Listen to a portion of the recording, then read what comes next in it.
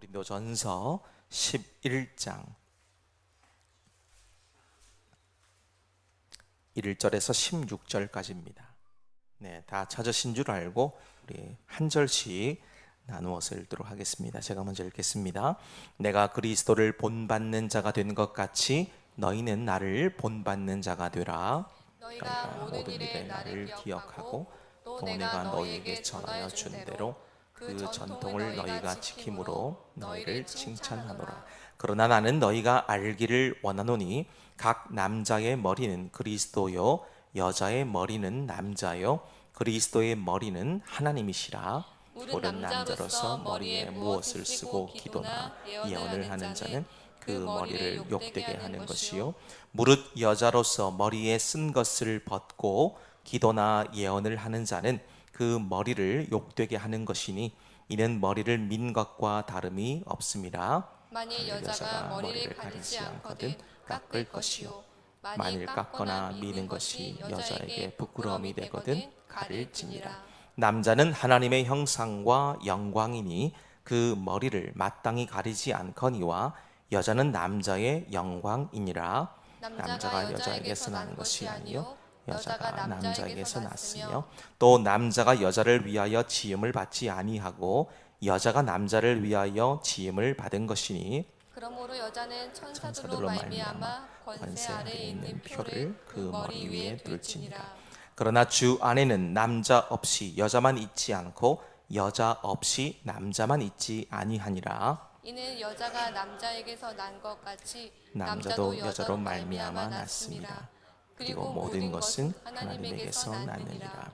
너희는 스스로 판단하라. 여자가 머리를 가리지 않고 하나님께 기도하는 것이 마땅하냐? 만일 남자에게 긴 머리가 있으면 자기에게 부끄러움이 되는 것을 본성이 너희에게 가르치지 아니하느냐? 만일 여자가 긴 머리가 있으면 자기에게 영광이 되나니 긴 머리는 가리는 것을 대신하여 주셨기 때문이니라.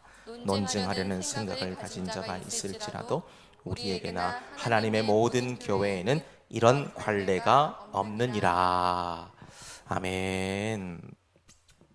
네, 한국 사람들의 특징이 좀 많이 있습니다만은 그 중에 하나를 좀 들려고 하면 어떤 물건을 샀을 때에 사용 설명서를 잘 보지 않는다는 겁니다. 네, 2018년도 시장 조사 기관인 엠브레인 트렌트 모니터라는 곳에서 전국 남녀 1000명을 대상으로 조사를 했어요. 근데 아주 흥미로운 결과가 나왔는데요. 우리나라 사람 중에 10명 중에 6명에서 7명, 그러니까 정확한 퍼센티지로 하면 65.2%의 사람들이 사용 설명서를 거의 읽지 않고 버린다거나 아니면 한쪽 구석으로 치워둔다는 거예요. 왜 그런지 물어보니까요, 굳이 안 봐도 알 것 같아서 이런 대답이 약 70%에 육박을 했습니다. 뒤를 이어서 만져보면서 배우는 게 더 편해서 라는 대답도 나왔고요. 설명서 내용이 너무 많고 복잡해서 이런 대답이 뒤를 이었다고 합니다. 그러니까 한국 사람들의 특징이 뭐죠? 빨리빨리 하는 거잖아요. 그렇죠? 빨리빨리. 뭐 빨리빨리 안 되면 그냥 난리가 납니다. 빨리빨리 이 성격도 한몫하는 것 같고요. 또 우리나라 사람들의 또 그런 열정들이 있잖아요. 일단 부딪혀 보는 거. 이걸 더 선호하기 때문이라고 보여집니다. 물론 그러다가 문제가 생기거나 뭔가 해결이 안 될 때는 그제야 어디 뒀는지도 모르는 설명서 찾으려고 애를 쓰는 경우들이 얼마나 많은지 몰라요. 자, 그런데 혹시 이런 일들이 우리의 삶과 신앙생활에서도 그대로 나타나고 있진 않은지 우린 좀 보실 필요가 있습니다. 사실 하나님께서는 우리의 삶과 교회와 이 가정을 세워가는데 가장 완벽한 설계도를 주셨죠. 다시 말하면 가장 정확한 사용 설명서를 이미 주셨습니다. 어디에 있습니까? 그렇습니다. 이미 여러분 손에 다 있어요. 두꺼워서 안 갖고 다니시는 거죠? 너무 크니까. 그렇죠? 아니면 다 외우셨나요, 혹시? 66권 이거 다 혹시 다 외우셨어요? 하나님의 말씀 성경이 바로 우리들에게 하나의 사용 설명서와도 같은 겁니다. 이걸 열어보셔야 어떻게 사람이 쓰임 받는지, 어떻게 생각을 하고 판단을 해야 될 것인지, 어떻게 감정을 가져야 될 것인가에 대한 이 설명서, 다양한 매뉴얼이 다 담겨져 있어요. 그러니까 우리는 그 매뉴얼만 보셔도 실수를 대폭 줄일 수가 있는 것이죠. 자, 그런데 우리의 가장 큰 문제가 하나가 있다 그랬죠. 설명서를 잘 보지 않는다는 겁니다. 물건만 안 보는 것이 아니라 삶의 지침서인 성경도 안 보는 거예요. 그러니까 깨어지고 부서진 후에야 비로소 말씀을 찾는 겁니다. 이러면 얼마나 많은 시간이 지나버렸고 그 지나온 과정을 무슨 수로 채울 수가 있겠습니까? 어느덧 우리는 31번째 고린도 서신을 살피고 있습니다. 자, 그런데 현재 이 고린도 교회를 보면요, 딱 맞는 표현이 하나 떠오릅니다. 사용 설명서를 보지 않고 갖다 버린 사람들과 똑같다는 거예요. 그러니까 교회 안에 다양한 은사를 가지고 있는 사람들은 많이 있었습니다. 그렇지만 그 받은 은사를 성도들이나 교회를 위해서 쓰지 않고 자기 마음대로 쓰는 거예요. 자기 마음대로. 그 결과를 오늘 보시면 거룩한 성전의 기능을 하는 것이 아니라 그저 시끄러운 시장바닥처럼 변해가는 겁니다. 누구는 이 소리, 누구는 저 소리 하는 거예요. 예배는 혼란스러워집니다. 성도들 사이에는 분열과 다툼만 남았습니다. 서로를 정죄하기도 하고 고소고발이 난무합니다. 마치 창세기 1장 2절의 말씀처럼 그 표현대로 혼돈과 공허와 흑암으로 가득 찬 교회의 모습이라는 거예요. 자, 바로 이런 혼란의 한복판에 바울이 지금 하나님이 주신 최고의 설계도, 최고의 사용 설명서를 다시 펼칠 것을 얘기하죠. 자, 우리가 오늘 이 말씀을 통해서 하나님이 기뻐하시는 건강한 교회는 어떤 모습인지, 그리고 오늘을 살아가는 우리는 어떻게 이 아름다운 질서를 세워갈 수 있을지 주시는 말씀을 보시면서 함께 은혜를 나누게 되기를 원하는데요. 자, 우리 본문의 말씀 다시 한번 읽어보실까요? 1절에서 3절까지를 한번 다시 읽겠습니다. 시작. 내가 그리스도를 본받는 자가 된 것 같이 너희는 나를 본받는 자가 되라. 너희가 모든 일에 나를 기억하고 또 내가 너희에게 전하여 준 대로 그 전통을 너희가 지킴으로 너희를 칭찬하노라. 그러나 나는 너희가 알기를 원하노니 각 남자의 머리는 그리스도요 여자의 머리는 남자요 그리스도의 머리는 하나님이시라. 아멘. 자, 우리 첫 번째 오늘 보실 수 있는 게 있습니다. 교회의 질서. 이 교회의 질서에 대해서 볼 수 있죠. 교회의 질서는 예수님을 본받아야 된다라는 것을 볼 수가 있습니다. 자, 오늘 본문의 말씀에서 정말 중요한 전제이고요, 건물로 치면 주춧돌과도 같은 말씀, 바로 1절의 말씀이에요. 그 1절을 다시 보시면 내가 그리스도를 본받는 자가 된 것 같이 너희는 나를 본받는 자가 되라 그러시지요. 밑에 2절에서부터 우리 읽으셨던 16절까지 말씀에서 뭔가 맞지 않는 말씀처럼 들립니다. 그런데 이 말씀이 기둥이에요. 기둥을 세워놓고 지금 뼈대를 세워가는 과정입니다. 자, 그 뼈대 속에서, 그 기둥 속에서 오늘 바울이 11장을 기록하면서 교회의 질서를 세워가는 부분에 있어 시작부터 여자는 머리에 수건을 써라, 이런 규칙부터 들이밀지 않았다는 겁니다. 도리어 우리가 놓치지 말아야 되는 것이 무언가를 정확하게 보여주는데요, 바로 예수님이시라는 것을 보여주고 있습니다. 즉, 교회가 질서를 세워가는 데 있어서 어떤 교단의 헌장이나 교회의 정관처럼 딱딱한 법조항이 아니라는 겁니다. 인격 그 자체이신 예수님을 깊이 사랑하고 그분의 삶을 따라가려는 거룩한 열망으로부터 시작된다는 겁니다. 그 구체적인 모습, 오늘 바울이 3절에서 원리를 설명하죠. 그러나 나는 너희가 알기를 원하노니 각 남자의 머리는 그리스도요 여자의 머리는 남자요 그리스도의 머리는 하나님이시라 말씀합니다. 근데 여기서 우리가 오해하시면 안 되는 단어가 하나 있죠. 바로 머리라는 말입니다. 머리. 이 케팔레라는 뜻인데요. 이 말을 일반적인 상하 관계 혹은 지배 복종 관계와 같은 세상 권력의 구조로 해석하면 여성을 탄압하고 억압하는 말이 되고 말 것입니다. 그럼 우리 주님이 가르쳐 주신 말씀과 얼마나 모순되겠습니까? 근데 오늘 본문에서 말하고 있는 머리라는 말은 그런 의미로 쓰이지 않았습니다. 질서를 의미하는 대표자, 권위자, 지도자 이런 뜻으로 사용된 말이에요. 그러니까 3절 하반절 보면 그리스도의 머리는 누굽니까?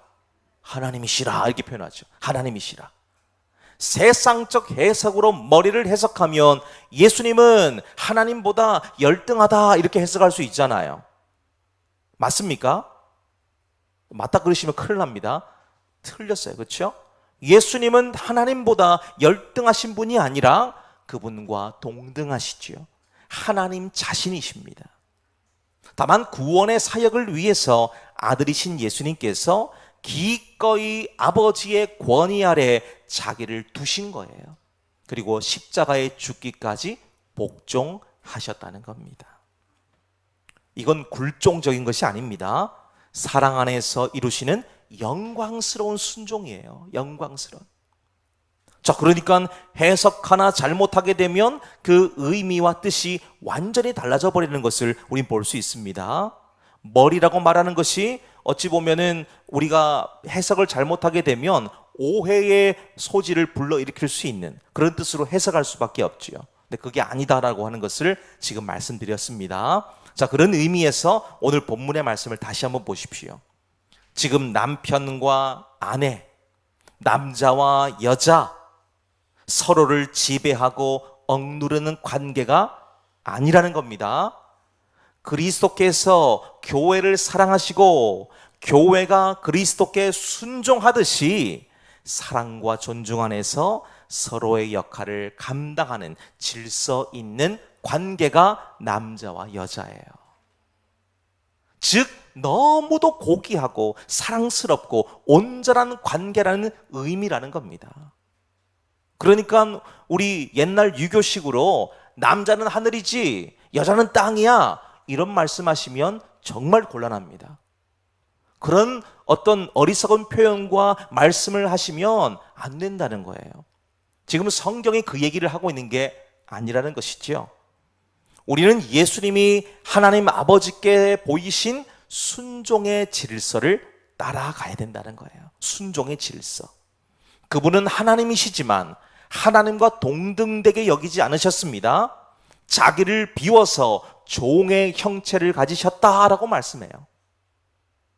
그분은 종이 아닙니다. 그분은 우리를 만드신 창조주세요. 그런데 그분이 자기 모든 걸 다 포기하고 내려놓고 이 땅에 사람의 몸을 입고 오신 거예요.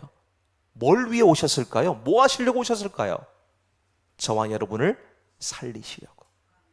저와 여러분을 끔찍하게 사랑하셔서 우리를 살리시려고 그렇게 하신 겁니다.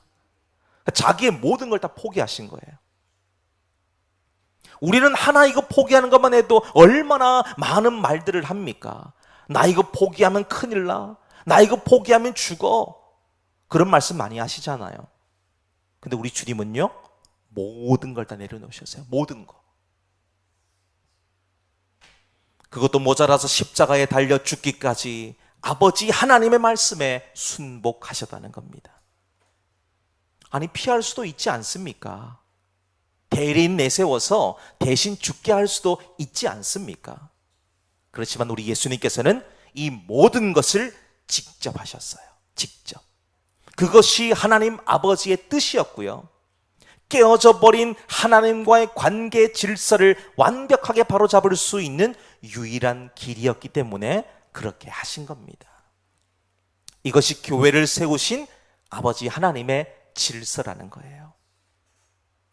오늘 우리의 가정을 세우시면서도 하나님께서는 남편, 그러니까 남자를 아내, 여자의 머리로 세우셨다라고 얘기합니다. 뭐 하라고 그러셨을까요? 군림하고 정복하고 이렇게 하라 그랬을까요? 그게 아닙니다. 아내를 위해서 죽기까지 사랑하고 책임지라고 그런 겁니다. 그래서 남자는 주님으로부터 위임받은 질서를 십자가의 권위로 나타내야 되는 거예요. 십자가의 권위. 십자가의 권위가 뭡니까? 내가 죽는 거예요. 그러니까 남자가 목소리를 막 크게 내면서 어허 이렇게 하시면 된다고 하는 겁니까 지금? 그게 아니라는 거죠. 어허가 아니고 뭘 해야 됩니까? 내가 팔을 걷어붙여서 도와줘야 되는 거예요. 그게 남자가 할 일입니다. 그러면 아내분들은 이제 뭐 해야 될까요? 팔짱 끼고 이제 잘하나 못하나 지켜보는 그런 겁니까? 관망하는 그런 자세로 가라고 말씀하고 있나요? 그게 아닙니다. 아내, 여자 역시 그저 아무것도 하지 않는 것이 아니라 하나님으로부터 질서를 위임받은 남자의 권위를 인정하는 거예요. 그 안에서 사랑과 기쁨의 동역을 할 수 있어야 됩니다. 그러니까 남자와 여자는 동역자예요, 동역자. 에째르를 그러잖아요, 에째르. 돕는 배필이에요, 돕는 배필. 하나님이 그렇게 만들어 놓으셨어요. 옆에 사람이 좀 못하면, 남편이 좀 못하면 아내가 서로 받쳐주는 거예요. 아내가 좀 못하면 남편이 받쳐주는 거예요. 그거 하라고 우리가 있는 겁니다.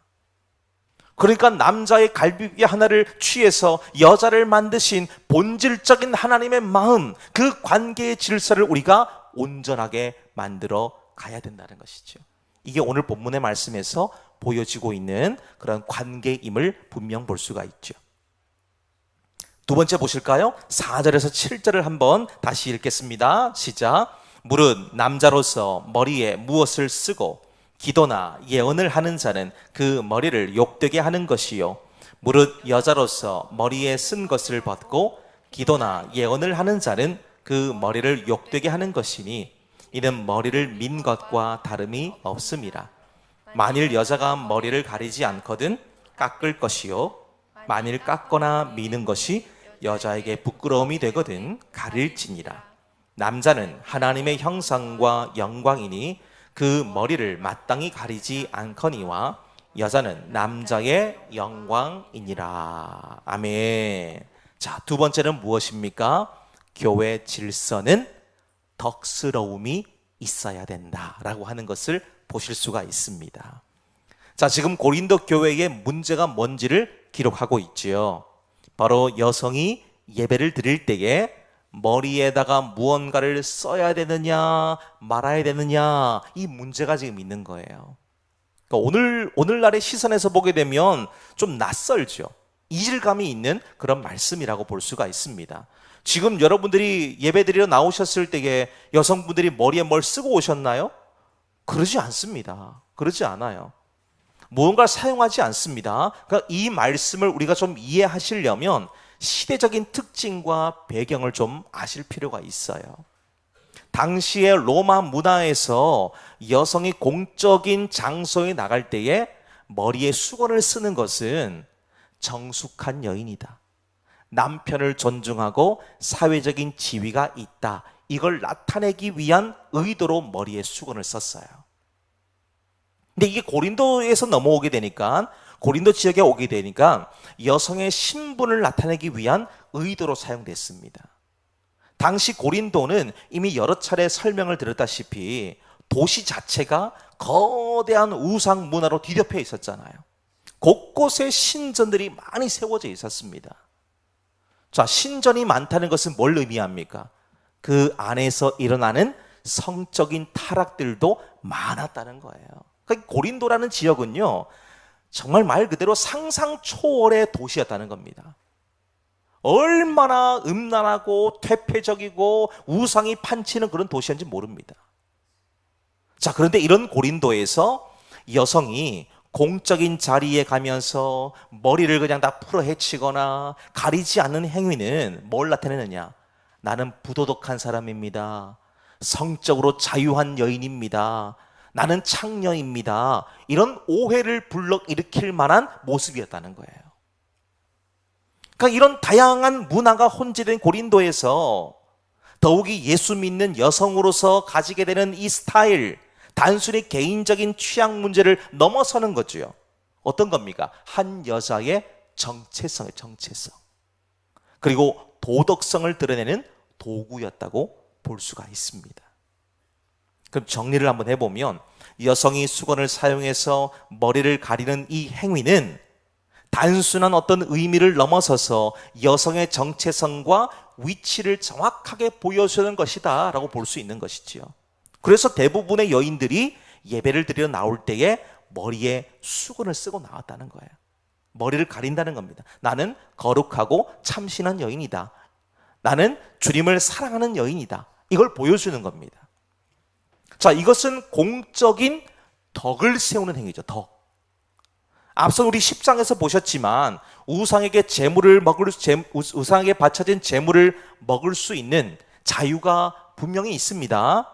그런데 영적인 유익과 이웃의 신앙적 유익을 위해서는 먹지 않는 것이 덕이다 그랬죠. 나는 안 먹겠다 그랬잖아요, 바울이. 왜 안 먹겠다 그랬습니까? 먹을 수 있는데 왜 안 먹습니까? 혹여나 그 모습 보고 다른 사람들이 실망하고 실족할까 봐 차라리 먹지 않는 것이 훨씬 더 낫다라고 바울이 얘기했죠. 오늘 본문에도 보십시오. 머리에 수건을 쓰지 않을 수 있는 자유가 있습니다. 그런데 영적인 유익과 이웃의 신앙적 유익을 위해서는 자기의 위치와 신분을 분명히 드러낼 수 있는 수건을 쓰는 게 덕이라는 거예요. 이거 쓰고 안 쓰고의 문제가 아니죠. 그건 별 중요한 건 아닙니다만은 내 옆에 있는 사람들을 위해서 쓰는 겁니다. 근데 이것을 극단적으로 해석하던 무리들이 있었습니다. 예수 안에서는 남자와 여자가 차별이 없다. 이 갈라디아 3장의 말씀을 사회적인 질서와 관습을 모두 무시해도 된다. 이런 의미로 해석을 한 거예요. 그러니까 이제부터 내 지위나 신분을 나타내던 그렇게 사용하던 수건 이거 벗어던지고 우리도 남자들처럼 당당하게 예배 자리에 나가겠다.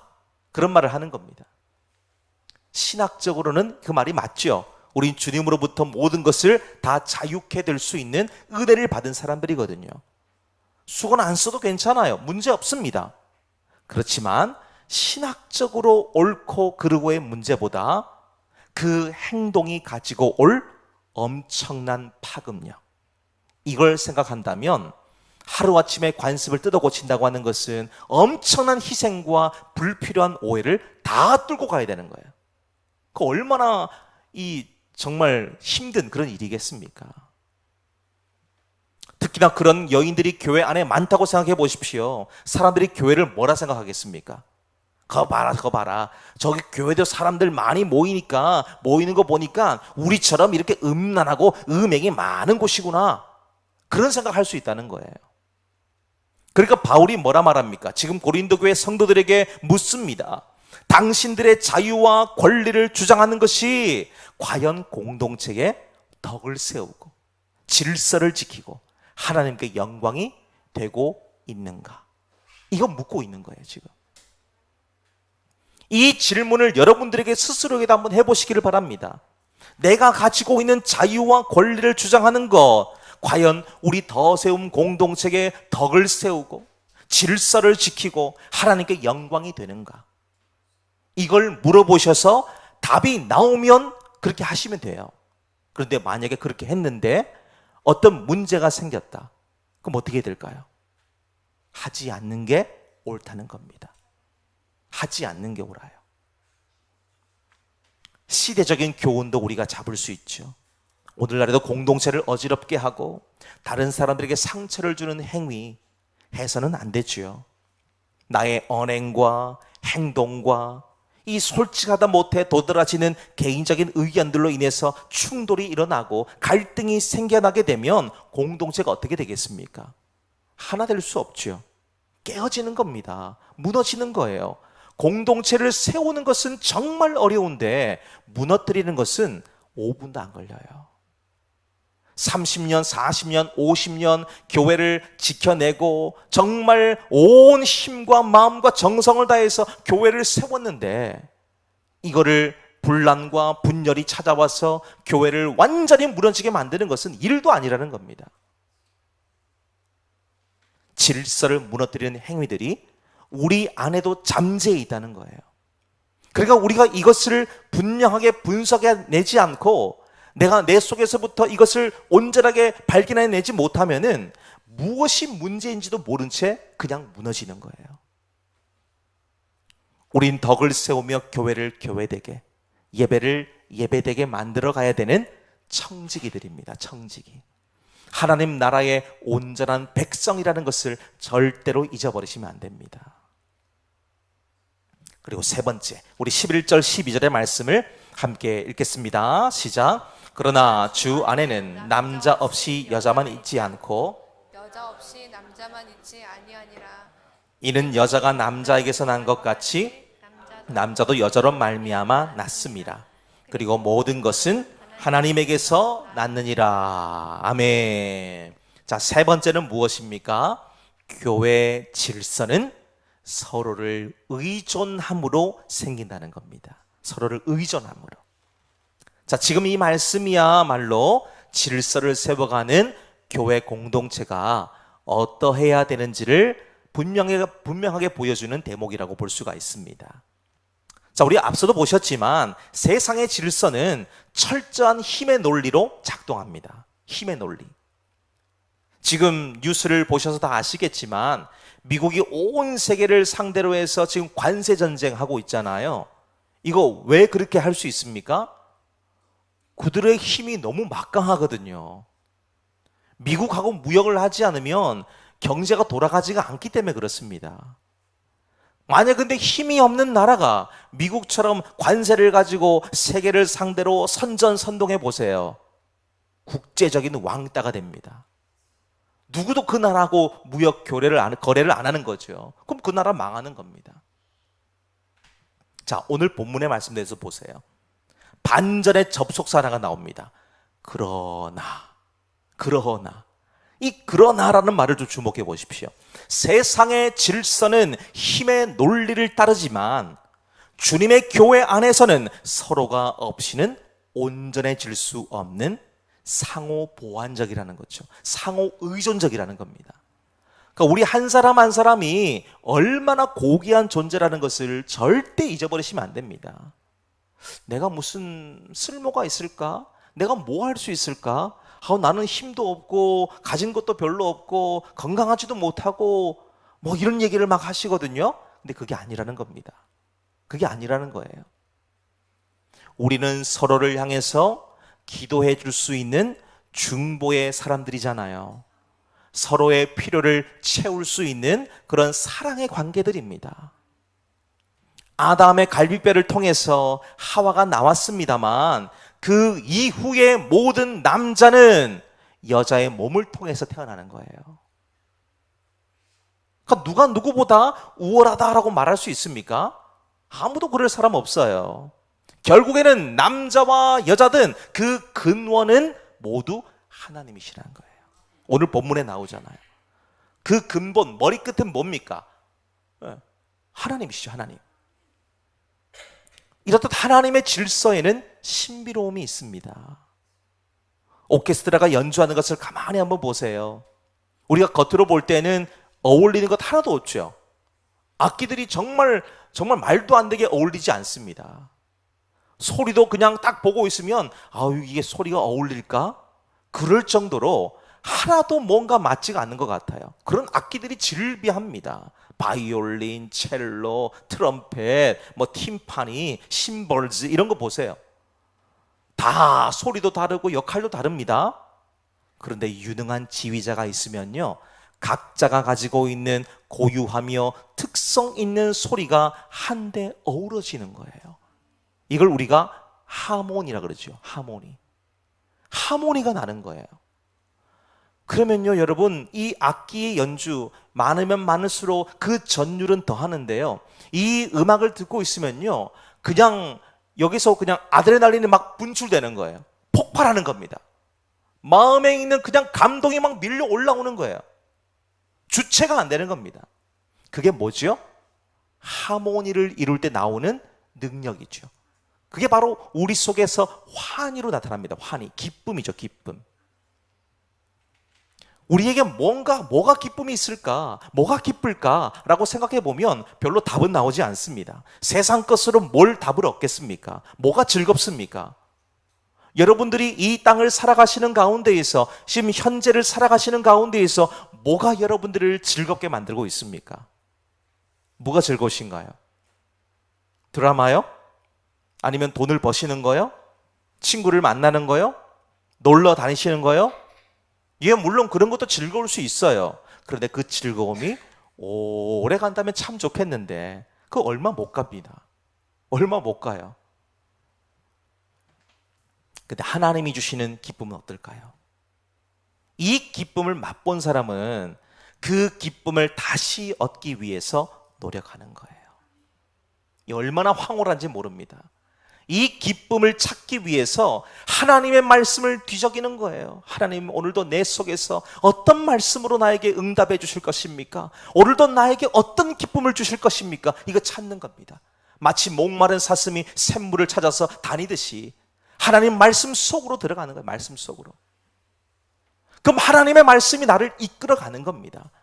여기서부터 기쁨이 출발되는 거예요. 기쁨이 시작이 되는 겁니다. 아까 오케스트라 얘기하다가 잠시 또 나갔는데요. 이 지휘자, 유능한 지휘자가 있으면 각자가 가지고 있는 고유하고 특성 있는 소리들이 한데 어우러지잖아요.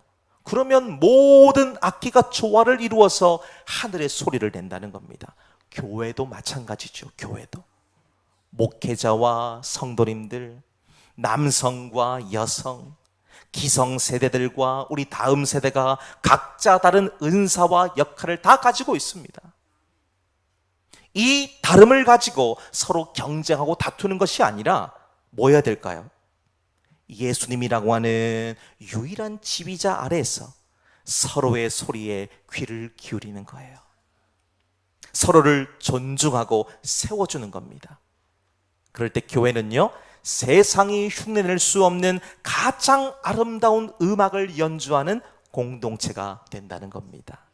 저는 우리 더세움교회가 그런 정말 세상을 울릴 수 있고 우리의 심금을 울릴 수 있는 그 하모니가 울려 퍼지게 되시기를 원합니다. 그러니까 여러분 한 사람 한 사람이 그 자리에서, 여러분 계신 자리에서 정말 좋은 소리를 내셔야 돼요. 그래야 하나가 되잖아요. 16절 보세요. 바울이 이렇게 말을 하죠. 논쟁하려는 생각을 가진 자가 있을지라도 우리에게와 하나님의 모든 교회에는 이런 관례가 없느니라 그럽니다. 무슨 말입니까? 이 문제를 가지고 서로 대립하며 싸우지 말라는 거예요. 싸우지 말라는 겁니다. 서로 죽일 듯이 다투고 갈라지면 교회 안에 있어야 될 질서가 사라져버리기 때문이죠. 자, 그러니까 우리는 하나님이 오늘 우리에게 가르쳐 주신 대로 혼돈과 무질서의 재료로 믿음의 집을 짓는 것이 아니라 질서 속에서 하나님의 영광을 나타낼 수 있어야 한다는 겁니다. 그래서 하나님 보시기에 참 아름답고 질서 있는 공동체, 세상의 그 조화로움을 보고 하나님께 영광을 올리는 교회 공동체로 든든히 세워짐으로 하나님께 모든 영광 올려드리는 우리 더세움교회 되시기를 주님 이름으로 축복합니다.